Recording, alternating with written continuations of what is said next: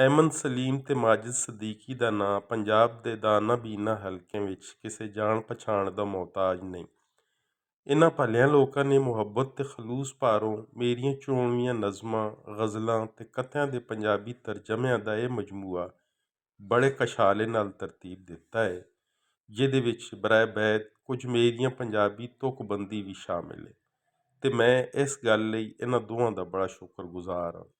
ਉਂਝ ਤੇ ਸ਼ੇਰ ਦੀ ਕਿਸੇ ਵੀ ਸਿਨਫ ਨੂੰ ਇੱਕ ਜ਼ਬਾਨ ਚੋਂ ਦੂਜੀ ਜ਼ਬਾਨ 'ਚ ਪਰਤਣਾ ਬੜਾ ਔਖਾ ਤੇ ਗੁੰਝਲਦਾਰ ਕੰਮ ਹੁੰਦਾ ਹੈ, ਪਰ ਉਰਦੂ ਸ਼ਾਇਰੀ ਤੇ ਖਾਸ ਕਰ ਗ਼ਜ਼ਲ ਨਾਲ ਪੂਰਾ ਹੋ ਉਤਰਨਾ ਹੋਰ ਵੀ ਬਾਹਲੀ ਔਖੀ ਬਾਤ ਬਣ ਜਾਂਦੀ ਹੈ, ਕਿਉਂ ਜੇ ਮਜ਼ਮੂਨ ਤੇ ਲਫ਼ਜ਼ਾਂ ਦੀ ਰੂਹ ਤੋਂ ਵੱਖ ਹਰ ਗ਼ਜ਼ਲ ਦੀ ਨਵੇਕਲੀ ਕੈਫੀਅਤ 'ਚ ਬਹਿਰ, ਰਦੀਫ, ਕਾਫੀਏ ਤੇ ਸੋਤਾਂ ਦੀ ਤਰਤੀਬ ਤੇ ਮੇਲ ਜੋੜ ਨੂੰ ਵੀ ਦਖਲ ਹਾਸਲ ਹੁੰਦਾ ਹੈ।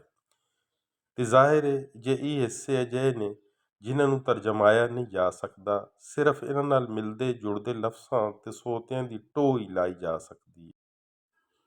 ਅਹਿਮਦ ਸਲੀਮ ਤੇ ਮਾਜਿਦ ਸਦੀਕੀ ਨੇ ਵੀ ਇਹੀ ਟੋਹ ਲਾਉਣ ਦੀ ਕੋਸ਼ਿਸ਼ ਕੀਤੀ ਹੈ। ਮੇਰੇ ਲਈ ਉਹਨਾਂ ਦਾ ਇਹ ਕਸ਼ਾਲਾ ਜ਼ਾਤੀ ਅਹਿਸਾਨਮੰਦੀ ਤੋਂ ਵੱਖ ਇਸ ਭਾਰੋਂ ਵੀ ਖੁਸ਼ੀ ਦੀ ਗੱਲ ਹੈ ਜੇ ਸਾਡੇ ਉੱਠਦੇ ਕਲਮਕਾਰ ਆਪਣੀ ਮਾਂ ਬੋਲੀ ਨੂੰ ਇੰਨੀਆਂ ਸਦੀਆਂ ਦੀ ਬੇਇਤਨਾਈ ਮਗਰੋਂ ਫਿਕਰ ਤੇ ਫਨ ਦੇ ਇਜ਼ਹਾਰ ਦਾ ਵਸੀਲਾ ਬਣਾ ਰਹੇ ਨੇ। ਮੈਨੂੰ ਆਪਣੇ ਕਲਾਮ ਬਾਰੇ ਕੋਈ ਮੁਗਾਲਤਾ ਜਾਂ खुशफहमी नहीं। हम कहाँ के दाना हैं, किस हुनर में यकता हैं। ਪਰ ਪੰਜਾਬੀ ਅਦਬ ਦੇ ਅਥਾਹ ਸਮੁੰਦਰ ਵਿੱਚ ਕੁਝ ਕਤਰਿਆਂ ਦੇ ਇਸ ਵਾਅਦੇ ਨੂੰ ਵੀ ਗਨੀਮਤ ਜਾਣਨਾ ਚਾਹੀਦਾ ਹੈ। ਮੈਨੂੰ ਉਮੀਦ ਹੈ ਜੇ ਮੈਂ ਤੋਂ ਵੱਖ ਇਸ ਕਿਤਾਬ ਨੂੰ ਹੋਰ ਪੜ੍ਹਨ ਵਾਲੇ ਵੀ ਹੋਰ ਕਿਸੇ ਗੱਲੋਂ ਨਹੀਂ ਤੇ ਇਸ ਪਾਰੋਂ ਹੀ ਤਹਿਸੀਨ ਦੀਆਂ ਨਜ਼ਰਾਂ ਨਾਲ ਵੇਖਣਗੇ। ਫੈਜ਼ ਅਹਿਮਦ ਫੈਜ਼, 18 ਅਪ੍ਰੈਲ 1974।